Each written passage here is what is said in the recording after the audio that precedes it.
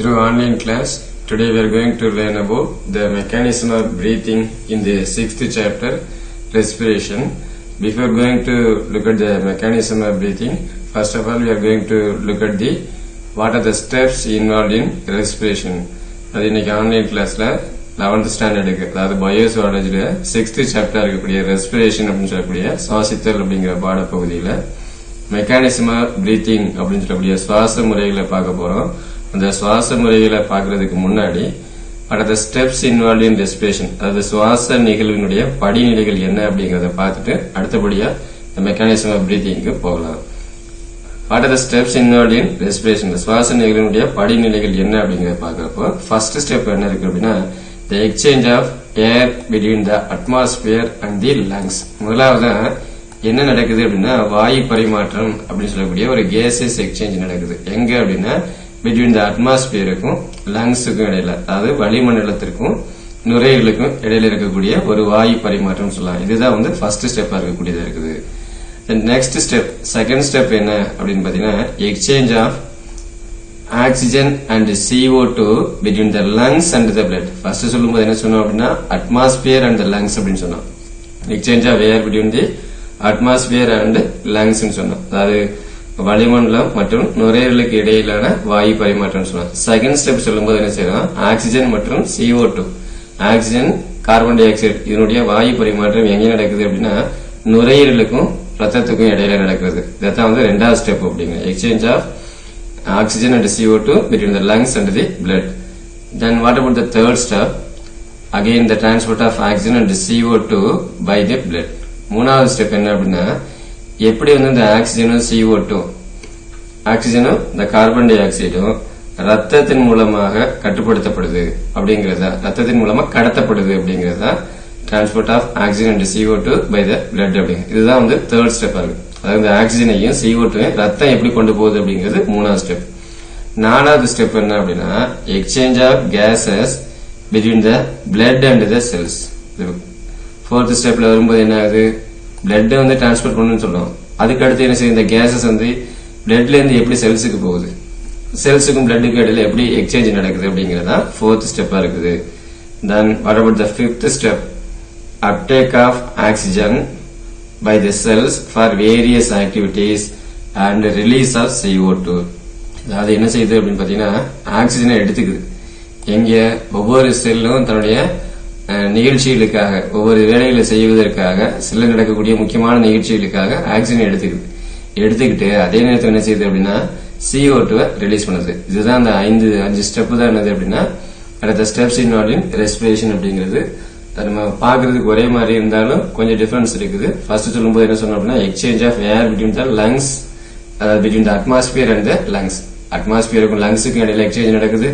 Second ஸ்டெப்ல வரும்போது exchange of oxygen and CO2 between the lungs and blood, லங்ஸுக்கும் பிளட்டுக்கும் இடையில நடக்குது. மூணாவது என்ன செய்யறோம் அப்படின்னா இந்த ஆக்சிஜனையும் CO2 பிளட் எப்படி கொண்டு போகுது அப்படிங்கிறது தேர்ட் ஸ்டெப்பா இருக்குது. நாலாவது ஸ்டெப் என்ன அப்படின்னா exchange of gases between the blood and cells, பிளட்டுக்கும் செல்ஸுக்கும் இடையில இந்த கேசஸ் எக்ஸ்சேஞ்ச் எப்படி நடக்குதுங்கிறது ஃபோர்த் ஸ்டெப்பா இருக்குது. லாஸ்டா ஃபைனல் ஸ்டெப் என்ன அப்படின்னு சொன்னா ஆக்சிஜன் செல்கள் வந்து எப்படி தன்னுடைய ஒவ்வொரு அன்றாட நிகழ்ச்சிகளுக்கும் எடுத்துக்குது, அதே நேரத்தில் எப்படி வந்து CO2 ரிலீஸ் பண்ணுது அப்படிங்கறதா ஃபிஃப்த் ஸ்டெப்பா இருக்குது. Now shall we pass on to the mechanism of breathing. அடுத்தபடியாக நம்ம என்ன பார்க்க போறோம் அப்படின்னா மெக்கானிசம் ஆஃப் பிரீத்திங் அப்படின்னு சொல்லக்கூடிய சுவாச முறைகள் என்ன அப்படிங்கறத பார்க்கலாம். So the movement of air between the atmosphere and the lungs is known as ventilation or breathing. அதாவது முதலாவது நம்ம சொல்ல போறது என்ன அப்படின்னு பாத்தீங்கன்னா வளிமண்டலம் சொல்லக்கூடிய அட்மாஸ்பியருக்கும் நுரையீரலுக்கும் இடையில ஏற்கனவே சொன்னா ஒரு கேசஸ் எக்ஸ்சேஞ்ச் நடக்குது அப்படின்னு சொன்னோம்.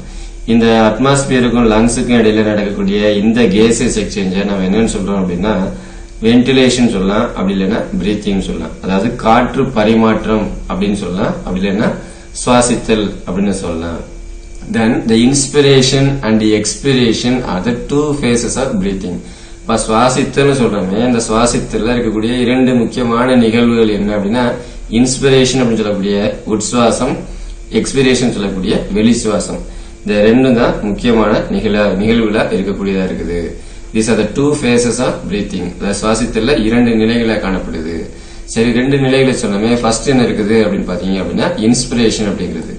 So the inspiration என்ன உட்சுவாசம் அப்படிங்கிறோம். So inspiration is the movement of atmospheric air into the lungs, and the expiration is the movement of alveolar air that diffuse out of the lungs.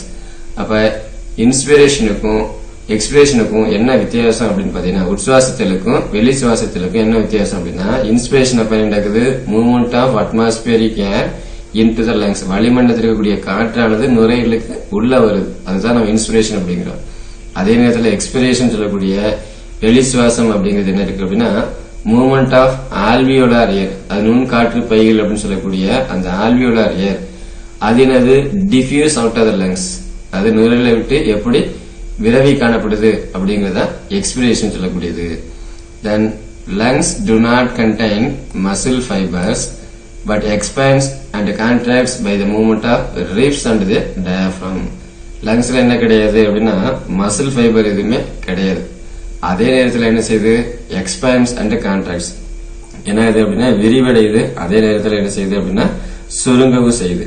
அப்படி விரிவடையுது சுருங்கவும் செய்யறது எதனால நடக்குது அப்படின்னு பாத்தீங்கன்னா, by the movement of ribs, விலா எலும்புன்னு சொல்லக்கூடிய ரிப்ஸ்னாலையும் diaphragm சொல்லக்கூடிய உதரவிதானத்தினால தான் நடக்கக்கூடியதா இருக்குது. சரி, இப்ப டயாஃப்ரம் சொல்லாமே, அந்த டயாஃப்ரம்ங்கிறது என்ன அப்படின்னா, டயாஃப்ரம் அப்படிங்கறத தமிழ்ல உதரவிதானம் அப்படிங்கிறது.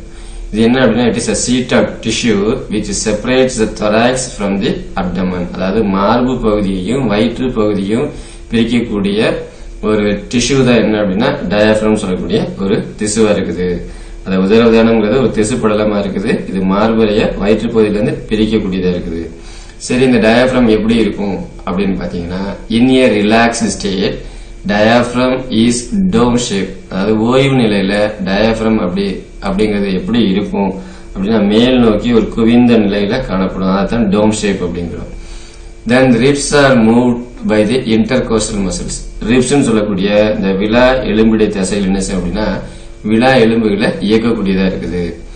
Then external and internal intercostal muscles found between the ribs and diaphragms helps in creating pressure gradients. அதாவது external and internal intercostal muscles அப்படின்னா என்ன அர்த்தம்னா, வெளிப்புற விலா எலும்பிடை தசைகள், உட்புற விலா எலும்பிடை தசைகள் இருக்கு. இது ரெண்டுமே எங்க இருக்கு அப்படின்னா between the ribs, அதாவது விலா எலும்புகளுக்கு இடையில காணப்படக்கூடியதா இருக்குது. இது தவிர டயாஃப்ரம் சொல்லக்கூடிய உதரவிதானமும் என்ன செய்யுது அப்படின்னா உதவி செய்யக்கூடியதா இருக்கு. எதுக்காக உதவி செய்யக்கூடியதுன்னா, பிரஷர் கிரேடியன்ஸ் அப்படின்னு சொல்லக்கூடிய ஒரு வகையான அழுத்த வேறுபாடுகள் உருவாகிறதுக்கு இது காரணமா இருக்குது. So the inspiration occurs with the pressure inside the lungs. Inspiration இது எப்ப நடக்கும், அந்த அழுத்தமானது நுரையீரலுக்குள்ள உள்ள வருது, அப்படி உள்ள வரும்போது நடக்கக்கூடியதா இருக்குது. அப்ப அந்த பிரஷருக்கு என்ன பேருனா இன்ட்ரா பல்மானரி பிரஷர் அப்படின்னு பேரு. அப்படி உள்ள வரக்கூடிய இந்த பிரஷர் எப்படி இருக்கும் அப்படின்னா லெஸ் தென் த அட்மாஸ்பியரிக் பிரஷர், அதாவது வளிமண்டல அழுத்தத்தை விட இது குறைவா இருக்கும். அதே நேரத்தில் எக்ஸ்பிரேஷன் நடக்குது. Likewise expression takes place. Expression நடக்கும்போது என்ன ஆகும், when the pressure within the லங்ஸுக்குள்ள இருக்கக்கூடிய பிரஷர் எப்படி இருக்கும் அப்படின்னா அதிகமா இருக்கும். எதை விட, வளிமண்டலத்தில் இருக்கக்கூடிய அழுத்தத்தை விட அதிகமாக காணப்படும். இந்த மாதிரி தான் என்ன நடக்குது அப்படின்னா சுவாசித்தல் அப்படிங்கிற நிகழ்வு நடக்கக்கூடியதா இருக்குது. அடுத்ததா what are the events involve in inspiration and expression அப்படிங்கறத ஒரு டேப்லர் காலம் மூலமா பார்க்கலாம். அது உட்சுவாசித்தல் வெளிச்சுவாசித்தல் அப்படின்னு சொல்லக்கூடிய இரண்டு நிகழ்வுகள் நடக்கும்போது என்னென்ன மாதிரியான நிகழ்வுகள் நடக்கும் அப்படிங்கறத ஒரு அட்டவணை மூலமா பார்க்கலாம். ஃபர்ஸ்ட் பார்த்தோம் அப்படின்னா இன்ஸ்பிரேஷன் அப்படிங்கிறோம். இன்ஸ்பிரேஷன் நடக்கும்போது என்ன ஆகுனா, ரெஸ்பிரேட்டரி சென்டர் இனிஷியேட்ஸ் தி ஸ்டிமுலை டியூரிங் இன்ஸ்பிரேஷன். உட்சுவாசிக்கும் போது, அதாவது உட்சுவாசம்ங்கிற நிகழ்வு நடக்கும்போது சுவாச மையங்கள்னு சொல்லக்கூடிய ரெஸ்பிரேட்டரி சென்டர் தான் என்ன செய்யுது அப்படின்னா அந்த உட்சுவாசித்தல் நடக்கிறதுக்கான தூண்டலை தொடங்கி அனுப்புறதா இருக்குது. அதே நேரத்தில் எக்ஸ்பிரேஷன் அப்போ என்ன செய்யுது அப்படின்னா, எக்ஸ்பிரேஷன் சொல்லக்கூடிய வெளி சுவாசத்தின் போது இந்த சுவாச மையங்கள் தூண்டல்களை, அதாவது ஸ்டிமுலையை வந்து என்ன செய்யுது ஸ்டாப் பண்ணக்கூடியதா இருக்குது. So respiratory center terminates the stimuli during expiration. Then the diaphragm and expiratory muscles contract. Inspiration நடக்கும்போது என்ன செய்யும், உதரவிதானமும் வெளி விலா எலும்புடை தசைகளும் சுருங்க ஆரம்பிக்கும். அப்ப என்னது, காத்து உள்ள வருது. சோ உள்ள வரும்போது என்ன செய்யும், டயாஃப்ராம் என்ன செய்யும் அப்படின்னா சுருங்க ஆரம்பிக்கும். டோம் ஷேப்ல இருக்குது, சுருங்க ஆரம்பிக்குது. எக்ஸ்பிரேஷன் நடக்கும்போது என்ன செய்யும், டயாஃப்ராம் வந்து ரிலாக்ஸ் ஆகும். ஏன்னா காற்றை வெளியில அனுப்பணும், அந்த புஷ் பண்ணி வெளியில அனுப்புனா டயாஃப்ராம் ரிலாக்ஸ் ஆகும். அதே நேரத்தில் இன்டர்னல் இன்டர்கோஸ்டல் மசில்ஸ் கான்ட்ராக்ட் ஆகும். அது உட்புற விலா எலும்புடைய தசைகள் சுருங்கும். இன்ஸ்பிரேஷன் அப்போ எக்ஸ்பிரேட்டரி மசில்ஸ் சுருங்கும்னு சொன்னோம். ஆனா இங்க எக்ஸ்பிரேஷன் அப்போ பாத்தீங்கன்னா இன்டர்னல் இன்டர்கோஸ்டல் மசில்ஸ் சுருங்கும். ரெண்டுக்கும் ஜஸ்ட் ஆப்போசிட்டா இருக்க மாதிரி இருக்கும். அடுத்ததா இன்ஸ்பிரேஷன் நடக்கிறப்ப தொராசிக் வால்யூம் எப்படி இருக்குது அப்படின்னு பாத்தீங்கன்னா, thoracic volume increases as the chest wall expands. அது மார்பு சுவர் விரிவடைகிறதுனால மார்பருடைய கொள்ளளவு என்ன செய்யும் அப்படின்னா அதிகரிக்க ஆரம்பிக்குது. பட் இந்த expiration the thoracic volume just opposite அப்படின்னாது டிக்ரீஸ் ஆகுது. இப்போ மார்பருடைய thoracic volume டிக்ரீஸ் ஆகுது, chest wall என்ன ஆகும் அப்படின்னா கான்ட்ராக்ட் ஆகும். அது மார்பு சுவர் சுருங்கிறதுனால மார்பருடைய கொள்ளளவு என்ன செய்யும் அப்படின்னா குறைய ஆரம்பிக்கும். Then the intrapulmonary pressure is reduced in inspiration. அதாவது என்ன சொல்றோம் அப்படின்னா வளிமண்டல அழுத்தத்தை காட்டிலும் நுண்ணறையில் அதாவது நுரையில் இருக்கக்கூடிய அழுத்தம் என்ன செய்யும் அப்படின்னா குறைய ஆரம்பிக்கும். அதாவது intrapulmonary pressure is reduced.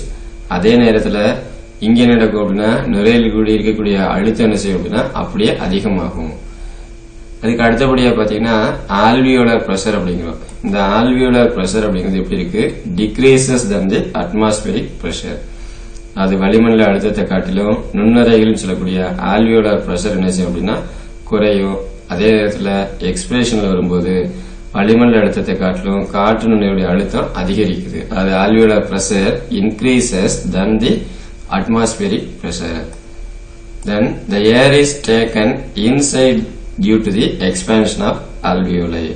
அதாவது காற்று நுண்ணறைகள் விரிவடைகிறதுனால காத்து என்ன செய்யுது உள்ள வர ஆரம்பிக்குது. Air is taken inside due to the expansion of alveoli. அதாவது காற்று நுண்ணறைகள் சொல்லக்கூடிய alveoli விரிவடைது, அதனால காத்து உள்ள வருது. But in expiration air is sent out due to the contraction of alveoli. அதே நேரத்தில் எக்ஸ்பிரேஷன் சொல்லக்கூடிய வெளி சுவாசத்துல காற்று நுண்ணறைகள் சுருங்கிறதுனால காற்று என்ன செய்யுது அப்படின்னா வெளியேற்றப்படுது. அடுத்ததாக நம்ம என்ன பார்க்கலாம் அப்படின்னு பாத்தீங்கன்னா what about the air flow? So the air flows into the alveoli until the alveolar pressure equalizes the atmospheric pressure. அதாவது என்ன சொல்றாங்க அப்படின்னு பாத்தீங்கன்னா நுண்ணறைகள் சொல்லக்கூடிய ஆல்வியோலை விரிவடையும் போது காற்று நுண்ணறை அழுத்தமும் வளிமண்டலக்கூடிய அழுத்தமும் காற்று அழுத்தமும் எப்படி இருக்கும் சமமாகிற வரைக்கும் காற்று உள்ளிழுக்கப்படும். So the air flows into the alveoli until the alveolar pressure equalizes the atmospheric pressure. Alveolar pressure atmospheric pressure சமமாகணும். அது வரைக்கும் என்ன செய்யும் காற்று உள்ள வந்துகிட்டே தான் இருக்கும். அப்படி உள்ள வர்றதுனால காற்று உள்ளேற்றப்படுகிறது. அதனால என்ன செய்யும் the alveoli gets inflated. Not inflated, inflated. The alveoli get inflated. காத்துல பலூன்ல காத்து ஊதுனா எப்படி இருக்கும் அந்த மாதிரி பலூன் பெருசாகும் இல்லையா, அந்த மாதிரி என்ன செய்யும் காற்று நுண்ணறையுடைய பருமன் அதிகமாகும். But in the expiration, air flows out of the alveoli and in the alveolar pressure equalizes the atmospheric pressure and the alveoli get deflated. அங்க சொல்லும்போது inflated சொன்னோம், இங்க என்ன இருக்கும் deflated அப்படிங்கிறோம். அதாவது காற்று நுண்ணுடைய அழுத்தம் வளிமண்டலத்திற்குரிய காற்று அழுத்தத்தை சமன் செய்யற வரைக்கும் காற்று வெளியேற்றப்படும். அங்க உள்ளேற்றப்படுதுன்னு சொன்னா இங்க அப்படியே வெளியேற்றப்படும். அதே நேரத்துல என்ன ஆல்வியோலை எப்படி இருக்கும் அப்படின்னா கெட் இன்ஃபிளேட்டட், அதாவது என்ன செய்யும் இயல்பு நிலைக்கு திரும்பக்கூடியதா இருக்கும். இதுதான் என்ன அப்படின்னா இன்ஸ்பிரேஷனும் எக்ஸ்பிரேஷன் சொல்லக்கூடிய உட்சுவாசித்தல் மற்றும் வெளிச்சுவாசம் நடக்கும்போது நடக்கக்கூடிய ஈவென்ட்ஸை டிஃபரன்ஷியேட் பண்ற மாதிரி கொடுத்திருக்குது. இன்ஸ்பிரேஷன் எக்ஸ்பிரேஷன் எப்படி நடக்கும் அப்படிங்கறத ஒரு டிஃபரன்சியேஷன் மாதிரி பார்த்தோம், ஒரு வேறுபடுத்துறது மாதிரி பார்த்தோம் டேபிள் காலம் மூலமா. இப்ப அந்த இன்ஸ்பிரேஷன் நடக்கிறப்ப என்னென்ன நிகழ்வுகள் நடக்கும் அப்படிங்கறத ஒரு தியரிட்டிக்கலா பார்க்கலாம். அது inspiration is initiated by the contraction of the diaphragm muscles and the external intercostal muscles which pulls the ribs and the sternum upwards and outwards and increases the volume of the thoracic chamber in the dorsoventral axis, forcing the lungs to expand the pulmonary volume. அதாவது inspiration சொல்லக்கூடிய உட்சுவாசித்தல் நடக்கும்போது என்ன நடக்கும் அப்படின்னா contraction of the diaphragm muscles உதரவிதான தசைகள் என்ன செய்யும் அப்படின்னா சுருங்க ஆரம்பிக்கும். முதலாவது என்ன செய்யும் டயப்ரம் சுருங்க ஆரம்பிச்ச உடனே அதை சுற்றி இருக்கக்கூடிய எக்ஸ்டர்னல் இன்டர்கோஸ்டல் மசில்ஸ் இது எங்க இருக்கு பிட்வீன் த ரிப்ஸ். இப்ப வெளிப்புற விழாயலும்படி தசைன்னு சொல்லக்கூடிய எக்ஸ்டர்னல் இன்டர்கோஸ்டல் மசில்ஸும் டயப்ரம் மசில்ஸும் சுருங்க ஆரம்பிக்குது. ஸோ அப்படி சுருங்குறதுனால இது என்ன பண்ணும் அப்படின்னா which bulls the ribs and sternum upwards, அது விலா எலும்புகளையும் மார்பு எலும்புகளையும் என்ன செய்யும் அப்படின்னா மேல் நோக்கி, ஸ்டெர்னம் அப்வர்ட்ஸ் மேல் நோக்கி தள்ளுற மாதிரி இருக்கும், அதே நேரத்தில் வெளிநோக்கி தள்ளுற மாதிரி இருக்கும். அப்படி பண்றப்ப என்ன ஆகும், it increases the volume of the thoracic chamber, அது தொராசிக் சேம்பர்னு சொல்லக்கூடிய மார்பர்களுடைய கொள்ளளவு என்ன செய்யும் அப்படின்னா அதிகரிக்க ஆரம்பிக்கும். எந்த ஆக்சிஸ்ல அப்படின்னா டார்சோ வென்ட்ரல் ஆக்சிஸ்ல, அதாவது முதுகு பக்க மற்றும் வயிற்று பக்க ஆட்சியில வால்யூம் என்ன செய்யும் அப்படின்னா அதிகரிக்க ஆரம்பிக்கும். அப்படி அதிகரிக்கிறதுனால இது என்ன செய்யும், வேகமா போய் லங்ஸை வந்து ஃபோர்ஸ் பண்ணும். So forcing the lungs to expand, அப்படி ஃபோர்ஸ் பண்ணதுனால நுரையீரல் என்ன செய்யும் அப்படின்னா விரிவடைய ஆரம்பிக்கும். ஸோ நுரையீரல் விரிவடைய ஆரம்பிக்கிறதுனால லங்ஸ் எக்ஸ்பேண்ட் ஆகி அந்த பல்மானரி வால்யூம் என்ன செய்யும் அதிகமாகும். So the increase in pulmonary volume, அப்படி நுரையீரல்ல அந்த கொள்ளளவு வந்து அதிகரிக்கிறதுனால the increase in pulmonary volume and decrease in intrapulmonary pressure, நுரையீரலுக்கு இடையில இருக்கக்கூடிய அழுத்தம் குறைகிறதுனாலையும் என்ன நடக்குது அப்படின்னா fresh air from the outside to enter the air passage, வெளியில இருந்து சுத்தமான காற்று என்ன செய்யுது உள்நோக்கி வர ஆரம்பிக்குது. அதாவது காற்று பாதைகள் மூலமா லங்ஸுக்கு வர ஆரம்பிக்கும். லங்ஸுக்கு வர ஆரம்பிச்ச உடனே அது போய் என்ன செய்யும் அப்படின்னா இட் ஈக்குவலைஸ் த பிரஷர், அது என்ன செய்யும் அங்க இருக்கக்கூடிய அழுத்தத்தை சமன் செய்யறதுக்காக பண்ணக்கூடியதா இருக்குது. இந்த ப்ராசஸுக்கு தான் என்ன பேரு அப்படின்னா இன்ஸ்பிரேஷன் சொல்லக்கூடிய உட்சுவாசம் அப்படிங்கிறோம். அதுக்கு அடுத்தபடியா பாத்தீங்கன்னா inspiration is followed by the expiration. அப்ப என்ன சொல்லுங்க, இன்ஸ்பிரேஷன் முடிஞ்ச உடனே என்ன நடக்கும், எக்ஸ்பிரேஷன் நடக்கும். இப்ப சொல்லும் போது என்ன சொல்லலாம் அப்படின்னா inspiration is a active process but the expiration is a passive process. First one the relaxation of the diaphragm. இப்ப என்னது இன்ஸ்பிரேஷன் அப்ப டயாஃப்ரம் வந்து கான்ட்ராக்ட் ஆகுது அப்படின்னா சுருங்குதுன்னு சொன்னோம். அதே நேரத்தில் எக்ஸ்பிரேஷன் நடக்கிறப்ப என்ன ஆகும், டயாஃப்ரம் வந்து விரிவடைய ஆரம்பிக்கும். So relaxation of the diaphragm. So diaphragm relax ஆகுறதுனால என்ன ஆகும், it allows the diaphragm and sternum to return to its down shape. ரெண்டுமே என்ன செய்யும், மேல் நோக்கி குவிந்த அமைப்புக்கு மறுபடியும் வர ஆரம்பிச்சிடும். And the internal intercostal muscles, உள்ள இருக்கக்கூடிய உட்புற விலா எலும்புடைய தசைகள் என்ன செய்யும் அப்படின்னா சுருங்கும். நம்ம என்ன தெரிஞ்சுக்கணும் அப்படின்னா எக்ஸ்பிரேஷன் சொன்னா இன்டர்னல் இன்டர்கோஸ்டல் மசில்ஸ் ஞாபகம் வச்சுக்கணும். அதே நேரத்தில் இன்ஸ்பிரேஷன் வரும்போது எக்ஸ்டர்னல் இன்டர்கோஸ்டல் மசில்ஸ் ஞாபகம் வச்சுக்கணும். ரெண்டு ப்ராசஸ்லயுமே போத் இன்ஸ்பிரேஷன் அண்ட் எக்ஸ்பிரேஷன்லயுமே எது இன்வால்வ் ஆகும் அப்படின்னா டயஃப்ராம் இன்வால்வ் ஆகும். இன்ஸ்பிரேஷன்ல டயஃப்ராம் கான்ட்ராக்ட் ஆகும், எக்ஸ்பிரேஷன்ல வரும்போது டயஃப்ராம் ரிலாக்ஸ்ட் ஆகும். ஸோ இப்போ என்ன நடக்குது, டயஃப்ராம் ரிலாக்ஸேஷன் நடக்குது. டயஃப்ராம் ரிலாக்ஸேஷன் ஆன உடனே relaxation of the diaphragm it allows diaphragm and sternum ரெண்டுமே டோம் ஷேப்ல வந்துருது. இன்டர்னல் இன்டர்கோஸ்டல் சொல்லக்கூடிய உட்புற விலா எலும்புடைய தசைகள் சுருங்க ஆரம்பிக்குது. சுருங்குறதுனால இது என்ன பண்ணும் அப்படின்னா புல்லிங் த ரிப்ஸ் டவுன்வர்ட். அங்க சொல்லும்போது புஷிங்னு சொன்னோம். இப்போ என்ன செய்யுது, புல்லிங் த ரிப்ஸ் டவுன்வர்ட், விலா எலும்புகளை கீழ் நோக்கி இழுக்க ஆரம்பிக்குது. அப்படி இழுக்கிறதுனால and reducing the thoracic volume, மார்பினுடைய கொள்ளளவு என்ன செய்யுது குறையுது. அண்ட் பல்மானரி வால்யூம், நுரையீரலுடைய கொள்ளளவும் குறைய ஆரம்பிக்குது. இப்படி குறைகிறதுனால என்ன நடக்குது அப்படின்னு பார்த்தா this results in an increase in the intrapulmonary pressure. இதனால நுரையீரலுக்கு இடையே இருக்கக்கூடிய அழுத்தம் என்ன செய்யுது அதிகரிக்குது. எதை விட அதிகரிக்குது, slightly above the atmospheric pressure, வளிமண்டல அழுத்தத்தை விட கொஞ்சம் அதிகமாகிற மாதிரி இருக்குது. அப்படி அதிகமாகிறதுனால இது என்ன செய்யும், it causing the expulsion of air from the lungs. So ஒரு குறிப்பிட்ட அளவுக்கு மேல உள்ள காற்று ஏரை வந்து உள்ள வச்சிருக்க முடியாது, உடனடியாக அது வெளித்தள்ள பாக்குது. So it causing the expulsion of air from the lungs. அப்படி காற்றை வெளியேற்றக்கூடிய இந்த நிகழ்வுக்கு தான் நம்ம என்ன சொல்றோம் அப்படின்னா எக்ஸ்பிரேஷன் சொல்றோம். இதை நம்ம வெளிச்சுவாசம் அப்படிங்கிறோம். இன்ஸ்பிரேஷன்ங்கிறது ஆக்டிவ் ப்ராசஸ் அப்படின்னா எக்ஸ்பிரேஷன்ங்கிறது பேசிவ் ப்ராசஸ். அதாவது இன்ஸ்பிரேஷன்ங்கிறது செயல்மிகு நிகழ்ச்சின்னு சொல்லுவோம். எக்ஸ்பிரேஷன்ங்கிறது அந்த அளவுக்கு ஃபாஸ்டா இருக்காது, இது கொஞ்சம் மந்தமா நடக்கக்கூடிய நிகழ்ச்சியா இருக்கும். அதனால இதை பேசிவ் ப்ராசஸ் அப்படிங்கிறோம். சரி, இந்த சுவாசித்தல் அப்படிங்கிற நிகழ்ச்சி ஒழுங்கா நடக்குதா இல்லையதா அப்படிங்கறத செக் பண்றதுக்கு ஏதாவது இன்ஸ்ட்ருமெண்ட் இருக்குதா? நம்ம பொதுவாக ஹார்ட் பீட்டுக்கு பார்த்திருப்போம், ஸ்டெத்தஸ்கோப் இன்ஸ்ட்ருமெண்ட் பார்த்திருப்போம். பிரஷர் பார்க்கறதுக்கு ஸ்பிக்மாமோனோமீட்டர்னு பிபி அப்பேரட்டஸ் இருக்கு. அதே மாதிரி லங்ஸ் எப்படி ஒழுங்கா ஒர்க் ஆகுதுங்கிறத செக் பண்றதுக்கு ஏதாவது இன்ஸ்ட்ருமெண்ட் இருக்குதா அப்படின்னு பாத்தீங்கன்னா இருக்குது. அந்த இன்ஸ்ட்ருமெண்டோட பேர் என்ன அப்படின்னா ஸ்பைரோமீட்டர்னு பேரு. an average a healthy human, ஒரு நல்ல ஆரோக்கியமா இருக்கக்கூடிய ஒரு மனிதன் ஒரு நாளைக்கு ஒரு நிமிஷத்துக்கு எத்தனை முறை சுவாசிக்கிறோம் அப்படின்னா 12 இருந்து 16 முறை சுவாசிக்கிறாங்க. அதாவது ஒரு நிமிடத்திற்கு 12 to 16 times per minute. இதுதான் வந்து ஒரு சராசரி மனிதனுடைய சுவாசித்த வீதமா இருக்குது. ஸோ இதை மெஷர் பண்றதுக்கு ஒரு இன்ஸ்ட்ருமெண்ட் இருக்கு, ஒரு கருவி. அந்த கருவிக்கு என்ன பேர் அப்படின்னா ஸ்பைரோமீட்டர்.